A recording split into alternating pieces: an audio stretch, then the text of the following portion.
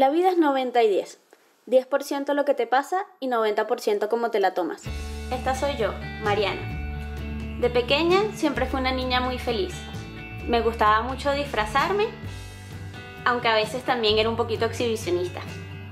Amaba la playa, me gustaban mucho las fresas y salir con mi triciclo. Solía jugar con mi hermano y me conocían por ser una niña traviesa y pícara. Acá tenía 9 años. Yo no lo sabía, pero mi salud comenzaba poco a poco a deteriorarse. Ahora que estoy grande, quiero mantener el mismo espíritu que cuando estaba chiquita. Saber que viví la vida a mis propios términos y que mi salud formó parte de una decisión y que no fue cuestión de suerte. Creo que podemos tener el control sobre nuestros planes y metas y que podemos decidir si seremos la heroína de nuestra historia en lugar de la víctima. Esta es mi historia y espero que te inspire en tu camino a ser tu propia heroína. Cuando tenía 9 años me dio mi primera lipotimia. La lipotimia es algo así como que me empieza a dar una gran debilidad en el cuerpo, se me nubla la visión, empiezo a perder un poco la audición y básicamente como que se me van los tiempos a tal punto de que puedo llegar más o menos a desmayarme. De aquí en adelante a las lipotimias le vamos a llamar cariñosamente los yeyos. Esa fue la primera vez que me dio. De ahí en adelante comenzaron a ser ya recurrentes. A los 14 años ya me había acostumbrado a llevar siempre conmigo caramelo, chocolate y una botellita de agua porque pensábamos que era simplemente una baja de azúcar o algo así. Durante esta misma época también empecé a tener anemia y falta de energía. Llegaba del colegio que después de comer lo único que hacía era dormir durante toda la tarde y en mi casa pensaron que podía tener dengue o mononucleosis. A los 14 años me sentí muy mal durante unas pruebas de atletismo, tenía una fuerte taquicardia, tuvieron que llevarme al cardiólogo, me mandaron un montón de medicinas y esa fue la última vez que pude correr en, un montón de años. Luego a los 17 años me tuvieron que operar de las rodillas y en los exámenes médicos se podía ver claramente que tenía los niveles de las plaquetas en sangre muy bajos. Preguntamos a los médicos y no le dieron gran importancia. Ya a partir de los 19 años la cosa comenzó a ponerse un poco peor. Tenía morados en muchas partes de mi cuerpo, tenía los ganglios sobre todo aquí detrás de las orejas muy inflamados. Acá en los brazos tenía pues como que parchecitos donde perdía los vellos, no se sabía por qué. Me sangraba la nariz esporádicamente, tenía muchos episodios de alergias. También comenzaron a darme dolores de cabeza que nunca antes los había tenido. En esta etapa la cosa se va poniendo un poquito peor, pero vamos a decorarlo un poquito. Es a partir de los 22, 24 años que fue cuando conocí a David. En esta época comencé a tener asma, incluso en 2 oportunidades me tuvieron que llevar a urgencias por grandes dificultades para respirar. La taquicardia y yo éramos como amigas inseparables, mis pulsaciones en reposo por minuto estaban entre 120 y 125 y no podía correr unos pocos metros siquiera para ir detrás del autobús porque si no entonces llegaba mi otro amigo, el yeyo. Más o menos en esta misma época comencé a tomar anticonceptivos y David y yo nos casamos un poco, digamos, prematuramente para poder disfrutar del seguro médico que me hacía falta. Ya a mis 24 años estaba casada con David y por segunda vez tuve una infección en una glándula que requirió que me llevaran por urgencias para pues abrirme y quitarme la infección que tenía. El problema estaba en que mi nivel de plaquetas en sangre estaba alarmantemente bajo. Cuando digo bajo es que estaba al nivel en que necesitaba una transfusión de sangre, la cual no permití que me hicieran. Por ese motivo no me pudieron operar, me tuve que quedar ingresada un montón de días sin que me operaran, con ese dolor horrible que tenía y sin saber por qué tenía las plaquetas bajas. Después de varias analíticas que me hicieron estando ingresada, me dijeron que lo que se podía ver es que quizás era VIH positivo. Ustedes se imaginarán con la cara en que David y yo nos quedamos y el susto que realmente teníamos, especialmente siendo ambos pareja única. Y cabe destacar que nunca en mi vida me habían hecho una transfusión de sangre. Después de varios días ingresadas y que ya me subieron un poquito las plaquetas, me pudieron operar. Un montón de analíticas después me dijeron que podía tener leucemia y que querían quitarme una muestra de médula ósea para hacerme un examen final. Después de eso me hicieron más exámenes más y fue cuando me dijeron, no, tienes una enfermedad autoinmune que se llama lupus. Ahí fue cuando me mandaron al especialista de la materia, que es el reumatólogo, y me explicó todo y me dijo cuál es la clase de lupus que tengo, porque existen 3 clases de lupus. Yo tengo el que es el lupus eritematoso sistémico. Esto significa que afecta al sistema inmune y puede manifestarse en cualquier órgano, incluyendo la piel. Es como decir que cuando tú estás enfermo, el cuerpo manda a sus sistemas de defensa a atacar la enfermedad que tú tienes para que te sientas bien. Pero mi cuerpo no tiene eso, mi cuerpo está como que confundido y piensa, ah, tú estás enfermo. Y entonces manda todos esos mecanismos de defensa a atacar a una enfermedad que no existe y lo que hace es enfermarme. Cuando me dijeron lo que tenía y en qué consistía, no me sentí para nada la heroína de la historia, fue más bien todo lo contrario. Llegué a mi casa, me metí en la ducha y me puse a llorar como una magdalena. De hecho, esto es algo que nadie lo sabía hasta este momento, así que me estoy confesando. Fue realmente un momento muy difícil para mí porque pensé, bueno, se me jodió la vida, literalmente eso fue lo que pensé. Me voy a morir joven, me acabo de casar con David y el tiempo que vamos a estar juntos se la va a tener que pasar cuidándome. El tiempo que me queda voy a estar enferma, lo voy a sufrir y ya. Es una mierda, eso fue lo que pensé. Pero la historia no acaba aquí. Ahora les voy a contar cómo, debido al lupus y gracias a mis cambios de hábito, mi vida ha cambiado completamente en los últimos 8 años.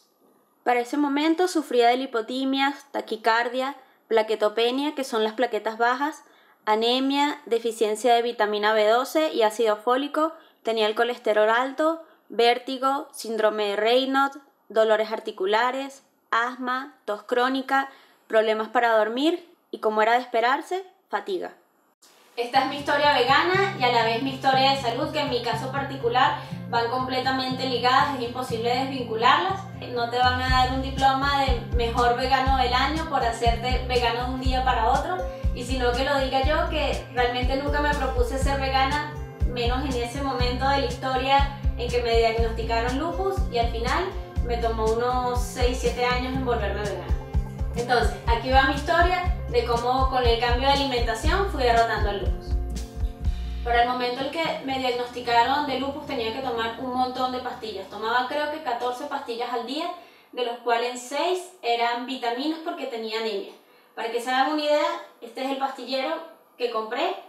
Tiene 7 huequitos para los 7 días de la semana y este pastillero no me alcanzaba para 2 días de la semana. Paso 1. Lo primero que me dijo el médico en el momento en que me diagnosticaron fue reducir o eliminar las carnes rojas tanto como fuera posible, de comerlas que fuera máximo una vez por semana.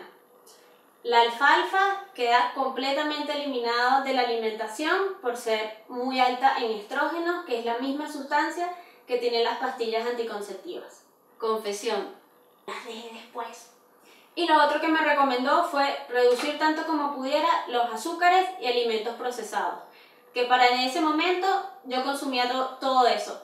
Helados, galletas, sopas de sobre, refrescos, zumos, no sé cuántas cosas más. Y también me dijeron que evitara la soja porque era muy inflamatoria. En este momento, por supuesto, traté de seguir todas las indicaciones que me dijo el doctor, reduciendo todo eso como fuera posible, y adicionalmente comencé a nadar un poco, pero mi nivel de taquicardia era tan alto que iba supervisada por un monitor. Durante una hora que iba a la piscina podía nadar máximo unos 200-250 metros y ya se imaginarán, pues me costó muchísimo trabajo. Paso 2.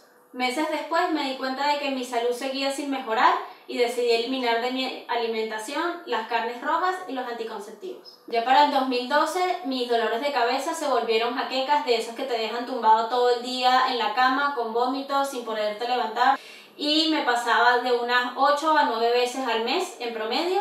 Y para comienzos del 2013 por fin logré que un médico me recetara un medicamento para eso que tenía que tomar todos los días para evitar las jaquecas. Paso 3, y yo diría que fue el más importante de todos, fue en el 2014. Mi papá acababa de morir de cáncer de pulmón. Eso a mí me impactó mucho y creo que me hizo pensar que realmente lo que a él le pasó pudo haber sido evitado de haber tenido él otros hábitos de vida. Y me puso a pensar a mí muy profundamente que realmente yo quería cambiar, yo no quería ser una persona que estuviese enferma toda mi vida y quería tomar acciones en función de eso. No quería tomar medicamentos ni quería sentirme enferma por el resto de mi vida, sino quería llevar una vida plena. Yo sabía que había algo mal con mi alimentación porque lo sentía en mi cuerpo, lo sentía que estaba mal, así que cuando iba con el médico y le explicaba que había cosas en mí que cuando comía no estaban bien, pues ya saben que los médicos a veces como que no le creen a uno. Tomé las riendas por mí misma y empecé a llevar un diario de lo que comía. Durante un mes anoté en un diario todo lo que comía, desde que si comía pasta a las especias que le ponía, absolutamente todo. Anotaba no solamente lo que comía, sino cómo me sentía. Si me sentía bien, si me sentía cansada, cómo iba al baño. Y empecé a notar que habían patrones que se repetían de los días que me sentía bien y los días en que no me sentía bien. Me hizo la prueba de celiaquía y se dieron cuenta de que no era celíaca. Me mandaron con un nutricionista y el nutricionista fue quien por fin me diagnosticó como intolerante al gluten.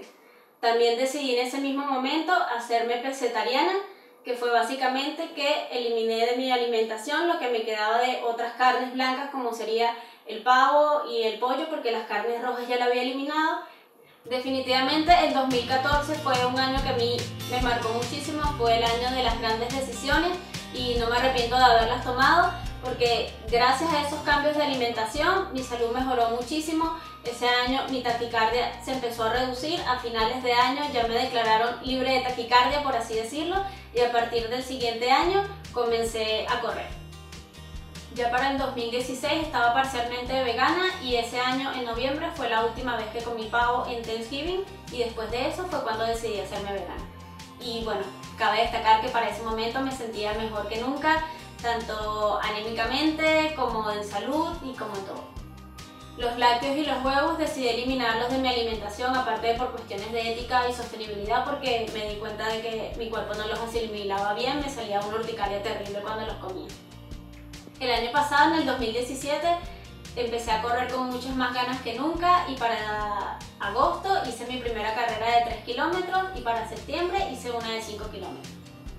Muchos pensarían que simplemente que mi cambio de salud ocurrió cuando cambié la alimentación, porque el lupus es una enfermedad que se caracteriza por tener épocas de remisión, como que de estar despierta paso a estar dormida, por así decirlo.